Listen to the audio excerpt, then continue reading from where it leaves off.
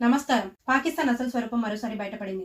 ఎందుకు Pakistan terror state లేదా rogue nation అంటారో ఇప్పుడు చూడండి. పాకిస్తాన్ లో ఉగ్రవాదులు బహిరంగంగా ర్యాలీలు, సభలను నిర్వహిస్తున్నారు. పాక్ ప్రధాని షెహబాజ్ షరీఫ్ ఉగ్రవాదం మాకు సమస్యే, భారత్ తో చర్చించడానికి మేము సిద్ధం అంటున్నారు. కానీ అతని దేశానికి చెందిన సైఫుల్లా కసూరి వంటి మోస్ట్ వాంటెడ్ టెర్రరిస్టులు, పహల్గామ్ దాడికి సూత్రధారులైన వీళ్లు బహిరంగంగా భారత్ కు సవాలు విసురుతున్నారు. వీళ్ల ర్యాలీలకు పాక్ రాజకీయ నాయకులు, పోలీసులు కూడా హాజరవుతున్నారు. లష్కరే తొయ్బాను నిషేధించిన వాళ్ళు పాకిస్తాన్ మర్కజీ ముస్లిం లీగ్ అనే రాజకీయ ముసుగులో బహిరంగంగా తిరుగుతున్నారు. హఫీజ్ సయీద్ ను విడుదల చేయాలని డిమాండ్ చేస్తున్నారు. ఇది షాకింగ్. ఈ ఉగ్రవాద చర్యలను పాకిస్తాన్ ప్రభుత్వం ఏమాత్రం అడ్డుకోవడం లేదు. ప్రతిపక్ష నాయకుల ర్యాలీలను ఆపే పాక్ సైన్యం, పోలీసులకు ఈ ఉగ్రవాదులను ఆపే దమ్ము లేదా? అసలు రహస్యం ఏమిటంటే పాకిస్తాన్ ప్రభుత్వాన్ని నిజానికి ఉగ్రవాదులే నడుపుతున్నారని, వారికి నిధులు కూడా వారే అందిస్తున్నారని ఆరోపణలున్నాయి. అందుకే IMF పాకిస్తాన్ కు 1 బిలియన్ల బెయిలౌట్ ప్యాకేజీ ఇవ్వడంపై ఆందోళనలు వ్యక్తమవుతున్నాయి. మన రక్షణ మంత్రి స్పష్టంగా చెప్పారు, ఈ డబ్బు ఉగ్రవాద మౌలిక సదుపాయాలను నిర్మించడానికి ఉపయోగించబడుతుంది. పాకిస్తాన్ ఎప్పటికీ మారదు, కేవలం తన చెడు పనులను దాచిపెడుతుంది. ఈ బహిరంగంగా ర్యాలీలు ఉగ్రవాదుల దర్బార్ పాకిస్తాన్ ఒక రోగ్ నేషన్ అని నిరూపిస్తున్నాయి. IMF ఈ విషయంలో పునరాలోచించుకోవాలి, లేదంటే